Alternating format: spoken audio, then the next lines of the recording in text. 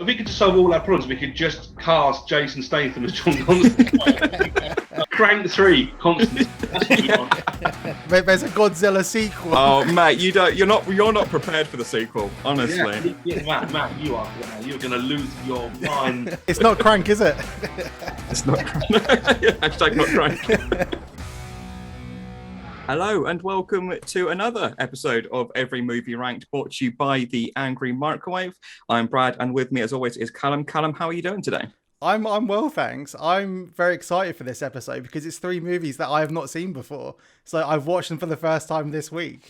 So yeah, I'm bringing us these films. It's Richard Sandling, comedian, director, writer, VHS enthusiast, and more importantly, our first guest with a Wikipedia page.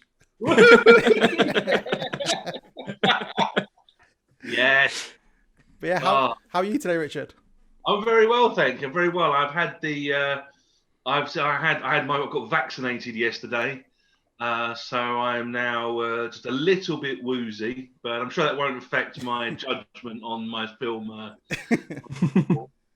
So hopefully Bill Gates will agree with all my. Well, if it makes you feel better, Richard, I wish I was woozy watching half of these films we're about to talk about today. But anyway, It's my gift to you. Yeah. So shall we take a look? Richard, you haven't seen the first 20 films that we have spoken about. Should we take a look at that list now? Let's go take a look. Now, as a guest with us today, you get the power to move one of these films up or down 2 places if you shall wish. So I'll quickly go through these films quickly. At number 1, we have Room, followed by Mission Impossible Fallout, School of Rock, Booksmart, Wayne's World, Happy Death Day, The Meg, Soul, Midsummer, and El Camino is our top 10. And then we have Gemini Man, Ready Player One, Batman and Robin, First Man, Anna and the Apocalypse, The Peanut Butter Falcon, The Kid Who Would Be King, Zombieland Double Tap, Hubie Halloween, and The Personal History of David Copperfield. So those are the first 20 movies that we have spoken about. It's such a mixed bag. I'm sure you'll agree that there's no rhyme or reason to the genres of these films. So with the power that you have, what are your first impressions, and what would you like to move?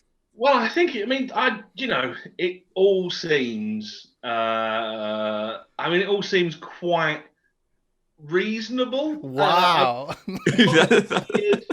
find it. The thing is, I haven't seen the David Copperfield movie, so I feel like that's one I should go. That can't be bottom. Right. Yes, right, that was a travesty, but I haven't seen it, so I feel like perhaps that's an overreaction. But having not seen it, I can't. I can't honestly say. It's just going to make me feel really mean-spirited if I choose it. Because I suppose I like all of it. If it was up to me, I'd probably... what would I make? I would probably... Can I see the bottom list again just quickly? Yep. You can go up 2, can they? You can go up 2? You can go up 2 spaces. Okay. Well, I think of all the ones that I think seem to be unfairly maligned, I would move Hubie Halloween up to. Whoa! Interesting. Okay. Everything else, I'm like, yeah, I can see that. Like, the ones I've seen, obviously, I haven't seen all those films. Like, full disclosure, I'm not one of those people who pretends to have seen everything. That's good. That's good. So we're moving Hubie Halloween, if this is your final decision, above Zombieland Double Tap and above The Kid Who Would Be King. Yes. Wow. So going back to one of our earlier episodes, this was actually one of the first films we spoke about on this show, and it went straight in at the bottom, and it's been there since last week, and now it's had the joy of going from last. Now it's working its way up. All the good ones on that list are good. It seems like a moot point to sort of argue the toss over, like whether it should be 5 or 6 or 7 in the list. You know what I mean? Like, it seemed fine. Yeah. Hubie Halloween just seemed a little bit like it's just not that bad a film. Interesting. It's what I like to think. It's like my review of most films are. That was fine. It's going to make for an exciting podcast. Yeah. Maybe that was fine. So you're maybe the first guest that hasn't actually mentioned how high up the list The Meg is, or how low down Soul is. You went straight in with Hubie Halloween and said, no, you know what, boys, that's not the worst film of all time. Let's move that bad boy up. Well, I appreciate that. I'm sure David Copperfield isn't either, but I haven't seen it. But I'm not just saying that because it's a good, it's a good film in like inverted commas. But I would say I mean, the thing about bad films is most bad films are not that bad if they've got a bit of like oomph to them. Do you know what I mean? Like it's really it's the ones where you're just like, this is really by the numbers and everyone's throwing it in. That's when that's when I'm angry. You know, if it's something like Hubie Halloween, where even though it is like part of an Adam Sandler contractual obligation for like, he's got like there's loads of the cameos are amusing. It's basically a Christmas movie for Halloween. It's great. Do you know what I mean? It's like it's basically Elf. It's trying to be Elf for Halloween. That's what it's trying to be. I mean, it fails on that regard, but it's a kind-hearted Halloween Christmas holiday movie. It's like you know. And it's Adam Sandler being sort of charming. Oh my god! Now you've sold it to me as a made-for-TV Christmas film. I'm starting to respect it a bit more now. Yeah, this what happens with this podcast. We get our minds changed all the time. Well, so there we go. We now have Hubie Halloween in at number 17, up from 19. I'm already getting a hot flush at this show. I'm wondering what the list is going to look like by the end. Callum, should we go straight into the first film that we are talking about today? Should I go first, or should we let the guest go first on this week's? It's up to you. Okay, I'll go first. This is.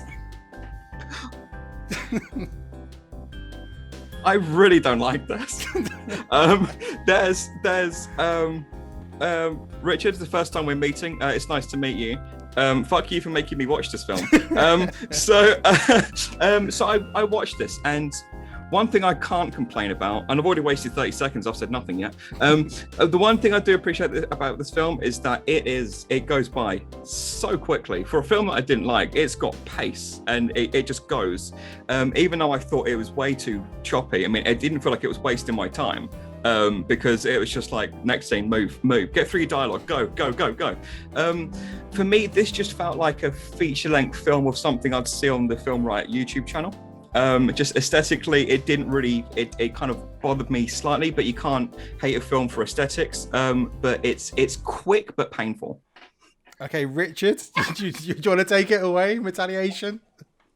I mean, that's mostly valid points, to be honest. I mean, that's 100% exactly my feelings on it. But that's the thing that's about it. It's like, my thoughts are it's quite a sort of middling movie. It's basically, for me, it's between two stools. If you don't know, it's basically Escape from Earth.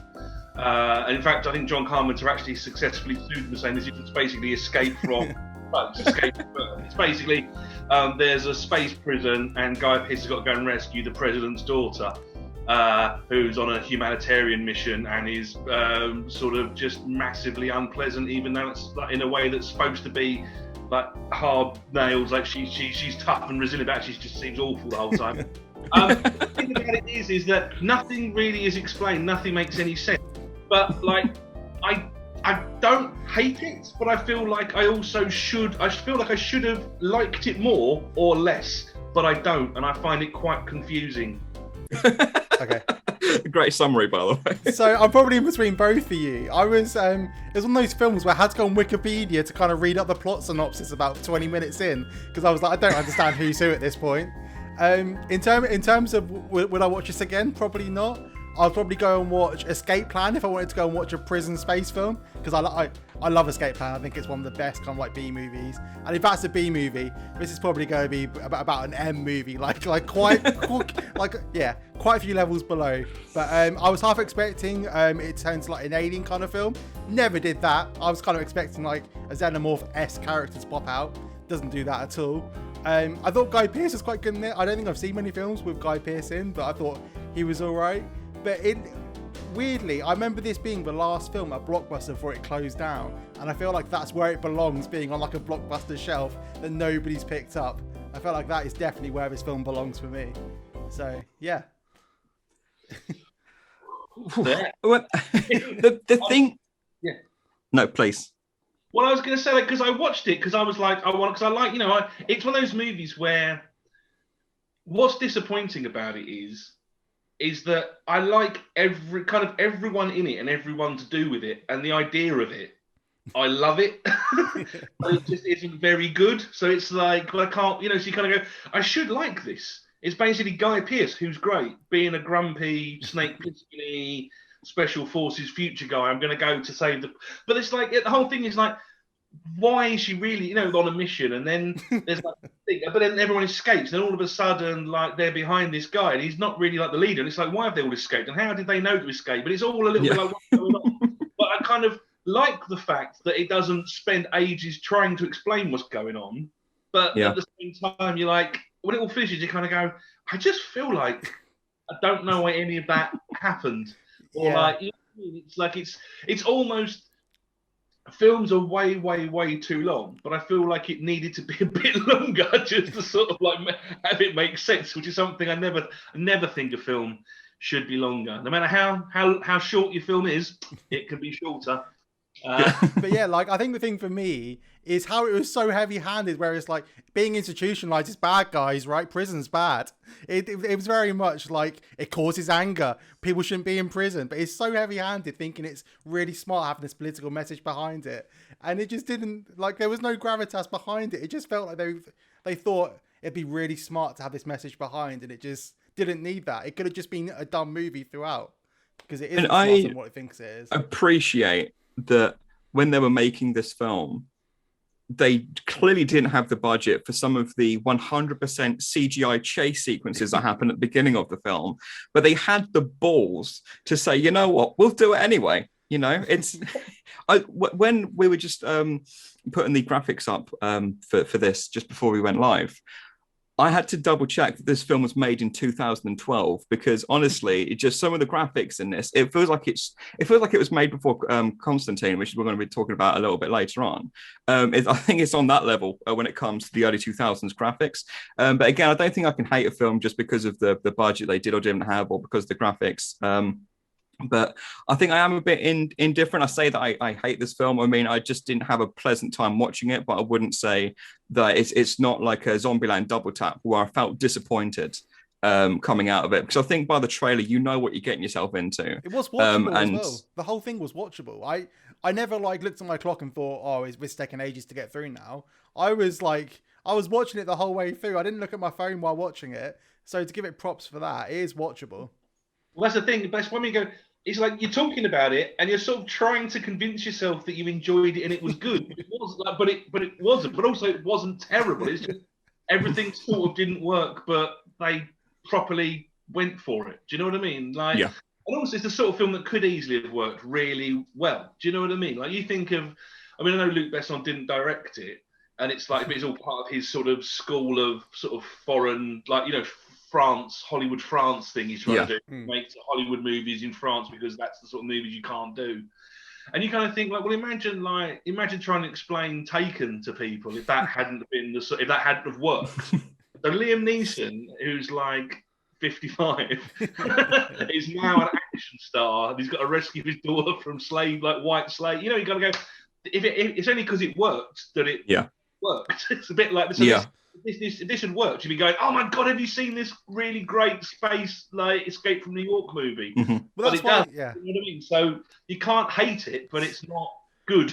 That's why it's weird. It feels like a film that's about 3 sequels down the line, and I want to go back and see the original film it was based on. That's what I want to watch after watching this. This is like the one where Guy Pearce comes back because he's realised he can actually do with the sequel money. Yes. Where Guy Pearce comes back and then dies at the beginning. Like, it's exactly what it feels like. The spot on that.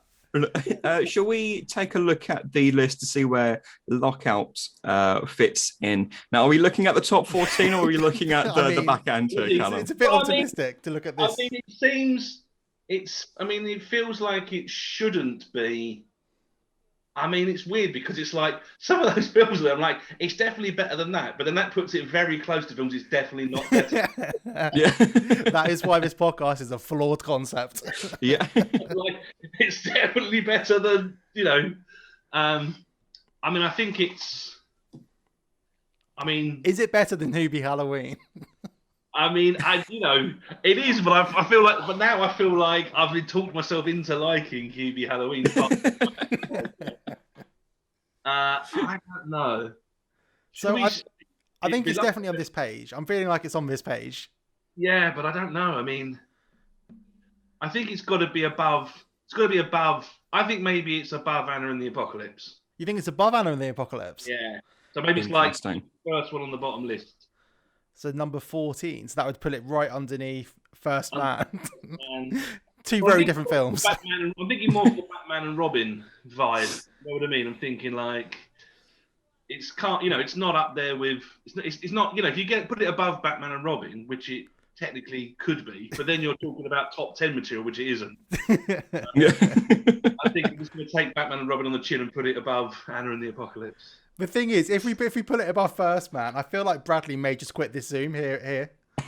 Yeah, I mean that's the thing. I mean, I wouldn't say it's better than First Man, but it's definitely better than a film that's above First Man on the list. I think with Batman and Robin, I think it's arguably it's a poorer made film in almost every aspect, maybe. But I at least laugh, if not with the movie, I laugh at it. Whereas with this, at some parts, I was like, that is interesting. And I do admire some parts of it, especially with the budget restraints of what they were trying to do. For me, Anna and the Apocalypse is, I at least appreciated like the musical elements of that. With this, as it's an action movie, did I appreciate the action elements of it? Perhaps not. So for me, I think it goes below Anna and the Apocalypse. But I don't know. I mean, does Hubie Halloween does it go above or below Hubie Halloween? I didn't think I'd be suffered enough. Right, Callum, help me out. What are you thinking? I think it's either above or below Anna and the Apocalypse for me, personally. I did not think that Anna and the Apocalypse was going to be an option. I thought it was going to be way below Anna and the Apocalypse. What are you feeling, Richard? But are you feeling above or below Anna? No. I feel like, you know what? I sort of feel like it should go above it, but I also feel like Anna and the Apocalypse, like, definitely wasn't made on the same like level footing in terms of like resources to Lockout. So I feel for that regard, it maybe should go below it, because I think you've got to give Anna and the Apocalypse, brownie points for A for effort. That sounds patronising, but you know what I mean. Like, it's a low budget, it's a low budget movie, and they pulled off something. They did it. So I think in that regard, maybe below. Yeah, let's go below. Let's go below Anna and the Apocalypse. Okay, so that was at number 16.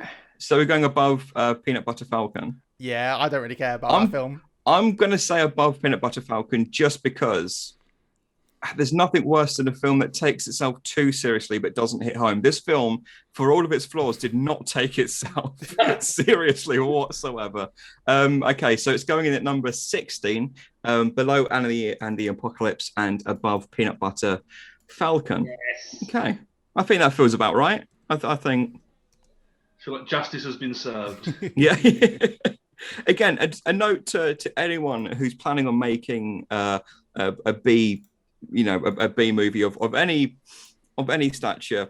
Just pacing is so important. I think if this film was even 10 minutes, I know what you said, Richard, about films can always be shorter. This film was, I wouldn't even say it was tight because it was just so choppy, but it just made it bearable at the very least. And some of the films on this list were less so for me. So should we go and take a look at the list? 21 films now. 21 films. Yes, so there we go. Well, that hasn't been touched, thankfully. That's what I was worried about. So Lockout there, just below Anna and the Apocalypse. And then the movie to fall out of the top 20 was The Personal History of David Copperfield. God, that's getting a proper riding on this show, isn't it? I almost feel sorry for I'm it. devastated. I feel sorry for it. I haven't seen it. I feel bad. I watched it. But... Okay, so next up today, we are talking about Crank, the 2006 film. Callum, why don't you go first on this one? I really enjoyed this film. I was dreading watching this film, but this is the kind of film Jason Statham should be doing more of. It's the perfect naughty kind of like weirdly Cockney but set in LA. I just like how we all just appreciate and never question this Cockney guy being in all these different countries. Just like, it's Jason Statham, he can be wherever he wants to be. But it is one of those films where it's probably cheesy, but I feel like it knows what it is. I think my problem with Hobbs and Shaw that came out a few years ago was it tried to be too like plot driven and kind of like too narrative-y, rather than this is just like all balls to the wall action. It's silly, it's stupid. There's some stuff that probably shouldn't be in a film in 2021, but it's 2006, so it's fine. It's just it's a good ride, and the editing is so over the top. But again, I appreciate it. I have no idea where I'm going to place it in this list because I really enjoyed my time with it. But it's not a good film, but I really enjoyed it. So I have no idea where this is going to go. Okay, we'll let Richard go next on this one. Wow. Crank is one of the greatest films ever made. It's a genre-defining piece of cinema, and Jason Statham is the greatest actor currently working in motion pictures. If you don't know what Crank is, if you've seen the film Speed, where the bus can't slow down, Jason Statham is the bus. He's poisoned. It just starts. He gets up. He's poisoned. He's out the door. Literally 2 minutes. The film starts. He's been poisoned. If his adrenaline drops, he has to keep his adrenaline up. Otherwise, his arteries clog.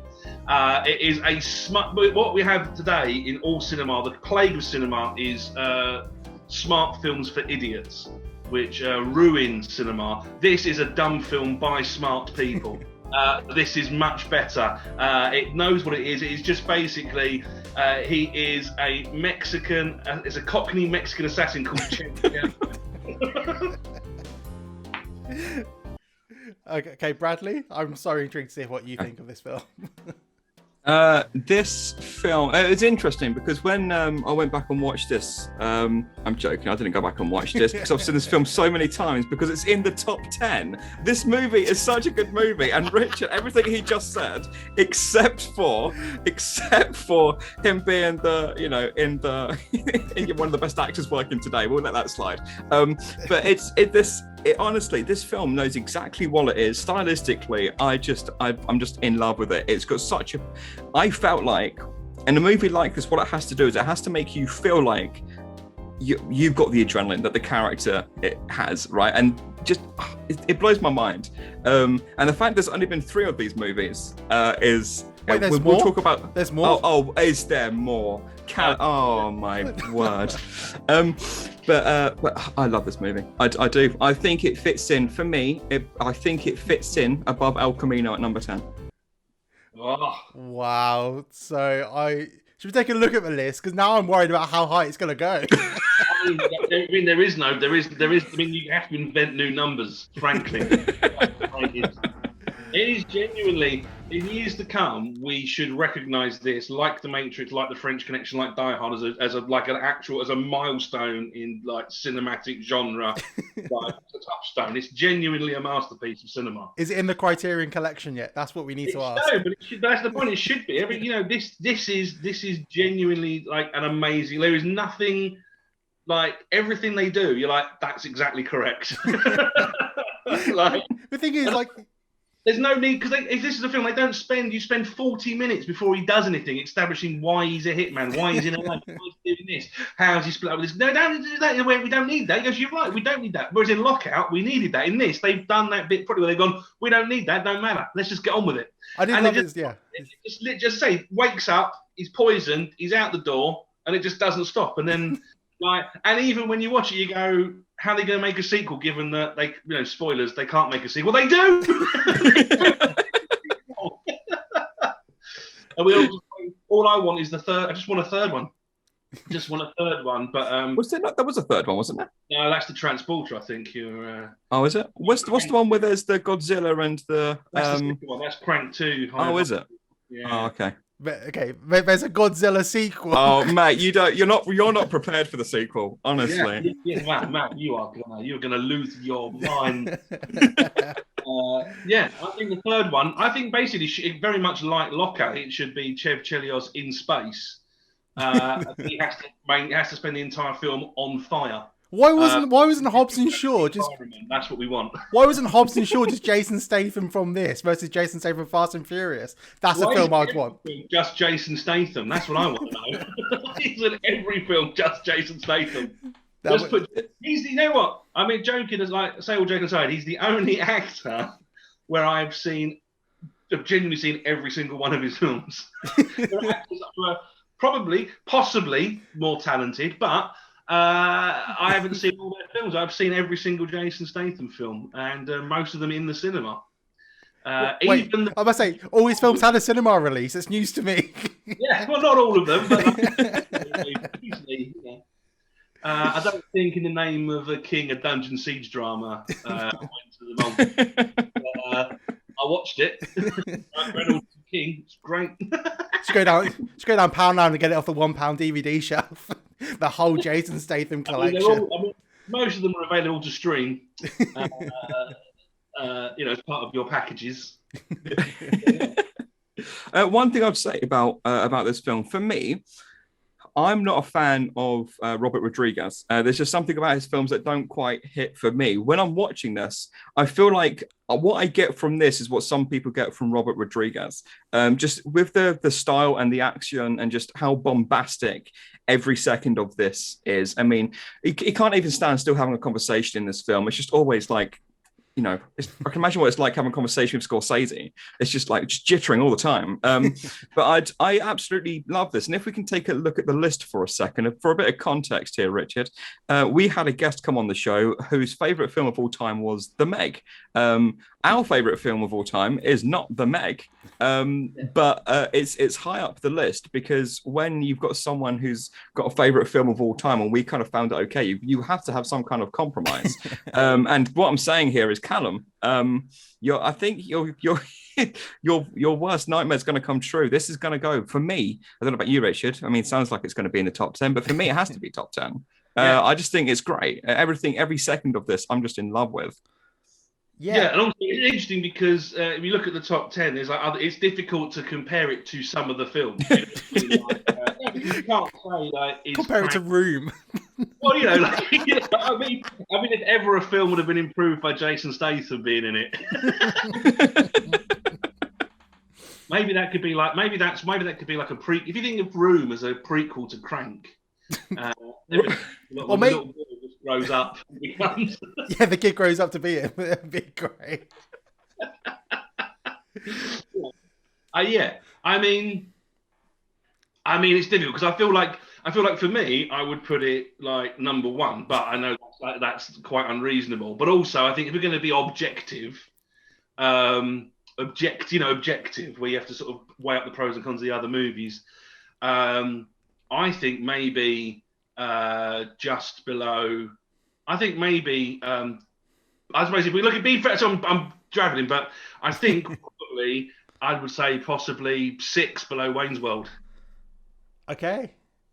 Because you can't really compare it to Booksmart. Booksmart's great, and you can't really compare it to School of Rock, and School of Rock's great. And Mission Impossible, because it has the budget, but does like the Crank thing with style and finesse in a way which is just incredible. I mean, it's like it's the 27th Mission Impossible movie, so like originality. But there's so much great stuff in the Mission Impossible movie, particularly that I feel like, even though I'm saying this is like the greatest film ever made, I think if you're going to put it on that list, I think it would be shitty to put it above Wayne's World and the other one you can't really compare it to. But I think it can go above Happy Death Day, and it can go above The Meg. I mean, no disrespect to the person who likes it. That is not the most Statham for your buck. Do we now start like a spin-off podcast where we just rate all the Statham films? I think so. We must do. Yeah. Has Richard already done this and we don't know? Yeah. So Callum, where are you thinking? So it's above The Meg for me. I enjoyed Meg for what it was. I have no strong feelings about it. Happy Death Day, I think, is a really concise, good film though. So I don't know if it goes above or below Happy Death Day, because I think Happy Death Day is the better made film. Don't shoot me, Richard. but I think I may have had more fun with this film. So I really don't know if it's above or below Happy Death Day. I mean, it's no disrespect to Happy Death Day, because I you know, it's great. Like, Happy Death Day is great, but it's not Crank. No, so for me, I think the reason Happy Death Day is so high up there is because that feels like my baby. That's one from, I think, one of the first weeks. I've always tried to fight people who've thought it's too high. I do think it's such a fantastic movie. Again, as with most of what Blumhouse does, it's great for very little money. It's a great spin on a genre we've kind of seen 1,000 times before, but it's not Crank. And I think that might be the slogan of this show. It's not Crank. There needs to be a new hashtag for sort of film discussion where you can just argue, oh, you know, it's all very interesting, you know, Tarkovsky's use of sound, but it's not Crank. It's not Crank. Okay. Okay. So I think my love is going to move down the list slightly, and this is what I was afraid of. That's fine. Technical issues. I'm trying to stall. There you go. I think, without a doubt, again, goes above the Meg. For me, though, if it's going above Happy Death Day, I'd put it above Wayne's World. Just because Wayne's World wasn't my cup of tea. No, are we shooting that down straight away? I'm happy for Crank to go as high as you like, but I'm not. You know, we're not all barbarians, you know. Could it go? No, surely it can't go above Wayne's World. Well, I tell you what, you're saying no, not above Wayne's World. I'm saying yes. So we'll let Richard, who has all the power on this show this week. Well, I feel like you know what? I'm going to say yes above Wayne's World purely because some guest will probably next week go, "That's madness." Let's put. Right. The thing is, let's have 1 week. Let's have 1 week of Crank being better than Wayne's World. The problem is with Crank, I feel like the only people that will go out their way to watch Crank will love Crank. There's going to be nobody that stumbles across it on like film 4, is there? That's our job here. That's our job here.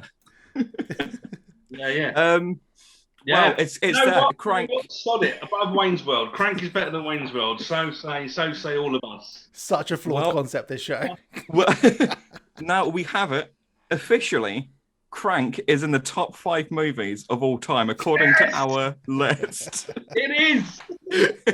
Should we go take a look at the list now? Oh, he's not happy. Oh, Richard, he's not happy. It's all right. So our top 5 is now. At number 1, we have. It's next to Booksmart. Yeah. At number 2, we have Mission Impossible Fallout. At 3, we have School of Rock. At 4, we have Booksmart. And at 5, we have Crank. Yeah, I think that's a reasonable list. Now, I wonder how. What's happened to our list? Well, I'm not going to say anything. We'll let Richard go first on this one. We'll see what Richard says about the 2005 film Constantine. This is Constantine. Now, I'll be honest, I can't remember fully why I don't like this film as a film. It's just that Hellblazer is the best comic book series ever written, and I'm a massive fan of Hellblazer, and this is an atrocious adaptation of Hellblazer, which is set in England and is about a Scouse lives in London, so he's got sort of Scouse Cockney accent, who basically is like a bit of a bastard who thinks the best magic is lying. He was drawn to look like Sting by Alan Moore, and it's usually it's like a sort of domestic kitchen sink horror. It's like a sort of Dead Man Shoesy type vibe to the like Alan Clark, and this they turned it into some weird sort of sub-Buffy Catholic guilt drama with Keanu Reeves, and and I like Keanu Reeves, but not as John Constantine. Okay. Well, I think you've made your feelings very clear on that one, Richard. I'll go next on this one. I said to Callum before we watched, before I rewatched it and Callum watched it for the first time, I said one thing you should maybe know before going into this is that I'm literally the only person I think finds this film okay. I said to Callum, there are people that absolutely just despise this movie. Maybe because of the source material, or because of how it is as an adaptation, or whatever it may be. People just despise it. Or I know people that have this as their favorite film of all time. For me, I think it's just literally it's okay. I never want to rewatch it again. But I think it's okay. But when it comes to our list, is it as okay as Ready Player One, Batman and Robin, First Man, and the Apocalypse, even Lockout? No, I think we're looking at maybe the lower end of this table, and I think Crank is safe for this week. Okay. And this week, this podcast duration. It's not Crank, is it? It's not Crank. Hashtag not Crank. So this film, hands up, I don't really like vampire films that much, and this just has made me hate them even more. Keanu Reeves is so bland in it. Like, Keanu Reeves is basically the nicest guy in acting today. Maybe next to Jason Statham for you, Richard, but for me, Keanu Reeves is up there. And it's just so dull. I mean, it looks like a shitty Zack Snyder film, like really grey, really dark. I feel like I'm gonna get attacked here. It's just, I mean, the CGI looked alright. For its time, I thought the CGI actually kind of held up watching it today. Sheila Booth's in it, just like straight out of Even Stevens kind of era. That was a bit of a double take when I saw him popped up. But for me, it's just, it's so forgettable. I didn't really understand what was happening half the time either. It's just, I was not a fan. Well, I think two things from what Callum's just said. First of all, I don't think the CGI is okay for the time. That's the one thing I dislike about this film, but I don't know if that's just because of the era that it was, and it was trying to do too much of what it could do. And second of all, I forgot what my point was, so I'm glad we're recording this. But that's just how bland I find this film. I don't hate it enough to remember what my points are. I think it's okay, and I'm kind of bored talking about it. Yeah, I mean, I think the thing that's I think what's disappointing is that obviously this was in the dark times when you didn't have to do comic book movies properly. You just buy a title and just sort of do what you like with it. It's basically this is when all the films are basically Blues Brothers 2000, where you're like, people who don't know what it is aren't going to see it, and people who know what it is don't want this. That's basically what this is, when you had that's what comic book movies used to be like, the dark times. But even like with the TV series, but even the TV series where like the guy they've got to do Constantine is great, but it's like it can't do it as a PG. You can't make him like a sort of Doctor Who of magic. You can't make him like a sort of, I don't know. Lucifer kind of does it quite well. I don't mind watching the odd Lucifer episode. I feel like that's like the one vampire kind of like demony thing that I actually enjoy watching whenever it's on. And even that, it's like, it just feels like you're watching Lucifer the movie. It doesn't feel like you're watching. It doesn't feel like. But also, you feel like you're watching it before it went to Netflix, and they could swear and occasionally see someone's bum. That's what you're watching, and it's like. But you can tell it also. You can tell when you watch this that it was obviously the original script was based on the comics, because characters say things like, I think Peter Stormer at one point goes, "Oh, Constantine, you and your tricks," and you're like, "There's been no tricks in this movie whatsoever." That is from the script, when Constantine was like John Constantine from Hellblazer, not this weird like. And it doesn't even matter. Like, it's one of those things where like being angry about this is like being angry about the Stallone Judge Dredd. It's like the fact that he takes his helmet off isn't the reason it's shit. It doesn't help. In the same way that Carl Urban keeping his helmet on isn't why that film's great, but it helps. This, like, it doesn't matter that he's American and it's set in America. Just do it like, do a sort of Joe Carnahan-y narc type thing with wizards. That would be great. That's what we want. We just want the tone and the mood to be similar. Do you know? Like, it's all. Most of the things in Hellblazer, even though there are ghosts and demons and stuff, it's not really. And obviously there's like surreal landscapes and stuff. I don't want to pretend that it's not, but it's mostly just sort of like him sort of bimbling around pubs and having chats and then sort of dealing with shit and just kind of being a bit of a prick. Do you know what I mean? It's like the best magic is lying. That's what he's. You know what I mean? It's like a thing. So it's not like this sort of like, I am an exorcist. He's not you know what I mean? It's all this like this spear of destiny. It's like, what the fuck is all this shit doing? That's not all this sort of weird Catholic like Christian. It's not. That's not what it is. I mean, yes, there is like angels and devils and and there's like the names, but it's not that kind of. They've just done this proper weird, like sort of shitty Buffy the movie as well, Buffy the movie ripoff. It's the whole thing. Just, I mean, it's like I can't really remember.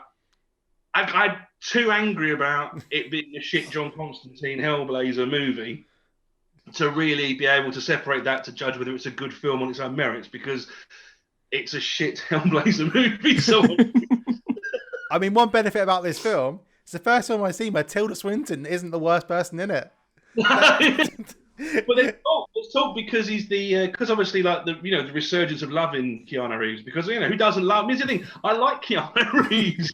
This is terrible. And they're talking about now that he's like, got the John Wick, I can do whatever I like because everyone loves me because I'm John Wick. They're like, let's get him back as John Constantine. I'm like, yeah, let's get, if you want to like John Wick this up, I'm up for like set in America. Let's get Keanu Reeves back. Let's have him back in fist fighting and like John Wick on some demons. I'll take that. I'll take that.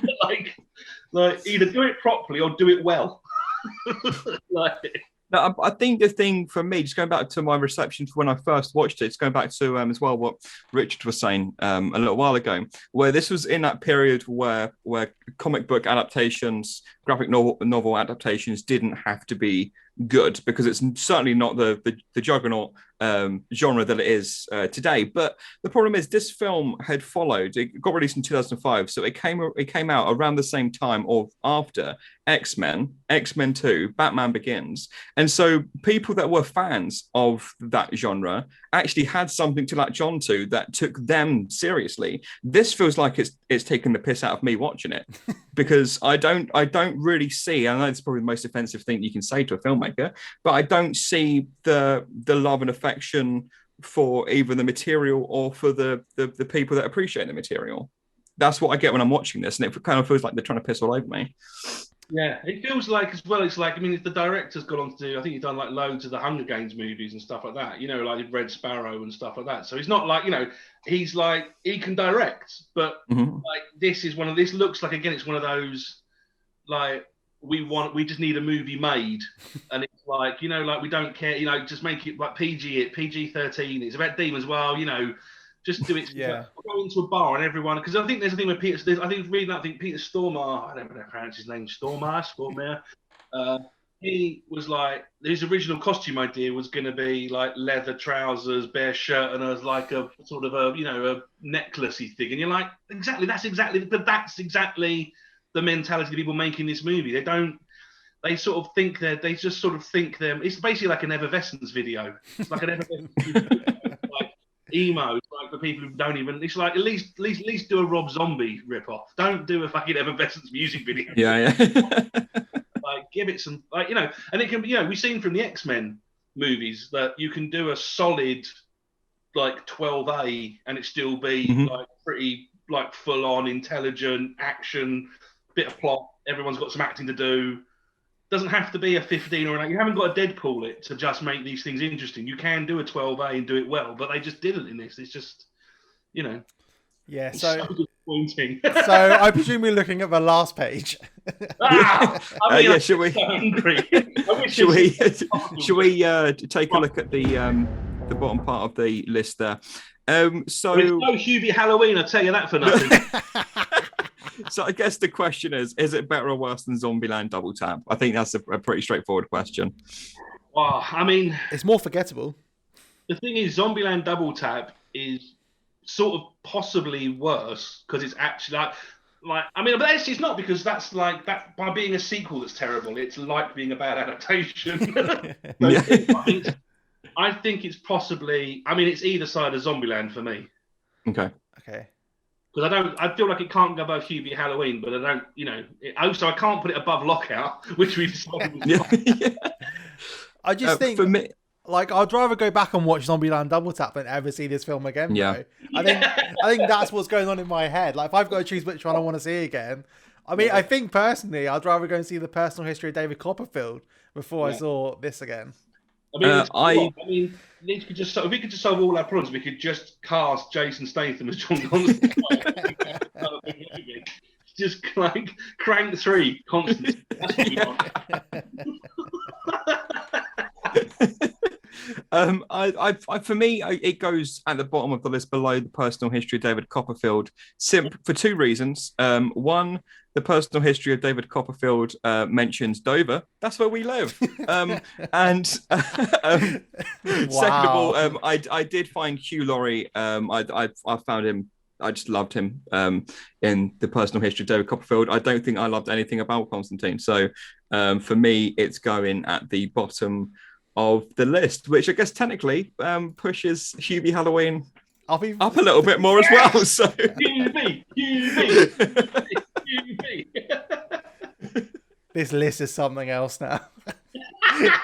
The thing is, though, I'm so glad this has happened because these are films that I don't think I would have watched regardless, and now it's really kind of given a little bit of spice to our list. So we now have a top 23 films of all lists, and if we start off with the back end, let's go through this new updated list. So at the bottom we have. I won't go through all the films individually, but let's just make a few things of note here. We have a new bottom of the list today, which is Constantine, and Hubie Halloween has jumped from 21st all the way up to 19th. That's had a great day. So there you go. So if we go to the top 20. Oh no, sorry, Lockout. That's how much I forgot about that movie. I forgot to mention it. Lockout is our new number 17, and I think that's right. It's not the worst movie we've spoken about today by any means. It's okay. But if we go to the top 5 movies, we have a top 5 list. So at number 1 we have Room. Number 2, Mission Impossible Fallout. At number 3, School of Rock. And number 4, Booksmart. Wayne's World has gone down to number 6 to make way for what we've heard today as possibly being the greatest movie of all time, Jason Statham's Crank. Yay! Can we just appreciate that Crank is now 4 spaces above Soul, the lovely little Pixar film that came out at Christmas? Yeah. It should have had more swearing and fighting in it. There should have been a Jason Statham in it. Is basically all these films would be better. Yeah, every single film we've mentioned that we didn't like, if Jason Statham had been in it, it would have been brilliant because that's how great Jason Statham is. That is definitely another podcast where we just rate it if Jason Statham was in it and we redo the whole list. Yeah. How great would Batman and Robin have been with Jason Statham? I think he'd be in his element there. He definitely would have been Robin, though. He would have been Robin, right? Not Batman. Jason Statham would have been Robin, surely. Mr. Freeze, obviously. He's got the scowl, hasn't he, for Batman? You know, he's got the sort of, I'm Batman. Cockney Batman. Or just Norbit it and play all the characters. Yeah. That's what I want. Just bring back Coronets and have Statham be all the family members who get killed. Well, that has been a thoroughly interesting episode. I'm fascinated to see how I'm going to feel about this list next week when we've had chance to take a break from the list and we come back. We're like, oh, Crank's still up there. But that was might be moving down a couple of places, I reckon. Get Crank up there. Crank it up. Well, Richard, you'd have to come back and do just that. Just single-handedly sabotage this list. Every sort of 3 months, if I could come back on just so I can move Crank up 2 places. We definitely need to pad this list before then. Well, that has been thoroughly enjoyable. Thank you for coming on, Richard. Is there anything that you're working on? Anything you'd like to talk about? Anything you'd like to plug before we send you on your merry way? Only you can. If you Google me, you'll find me. I'm the only Richard Sandling. But during the first lockdown, I made a feature film via Zoom, entirely on Zoom. Which you can get from Vimeo on demand. It's called Phase, and it's got lots of British comedians in it, and I'm in it, and I sort of, so writing, directing, producing, editing, do the music. It's basically everyone loves a sort of ill-advised, vanity project. But that was how I coped with the first lockdown, was by freaking out and making a movie, which you can now watch. So I would wholeheartedly recommend you watch Phase. It's very good. You will enjoy it.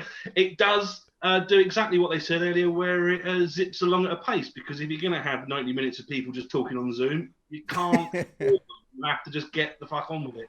And it does. It's very good. It's got dance routines, songs, singing. There's it's very exciting. It's something for everyone.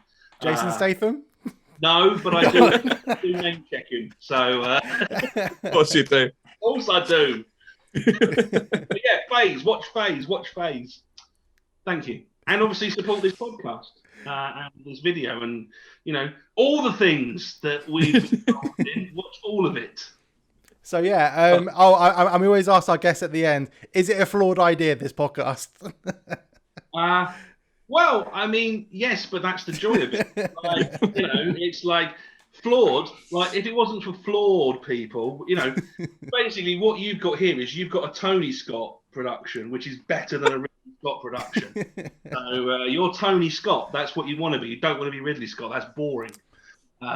Be Tony Scott, which is what you are. Keep being Tony Scott. Cool. Perfect. A great way to end the podcast. Thank you very much for coming on, Richard. That's been great fun. That's been Callum as always. I've been Brad. Until next time. See you later. Bye-bye. Goodbye.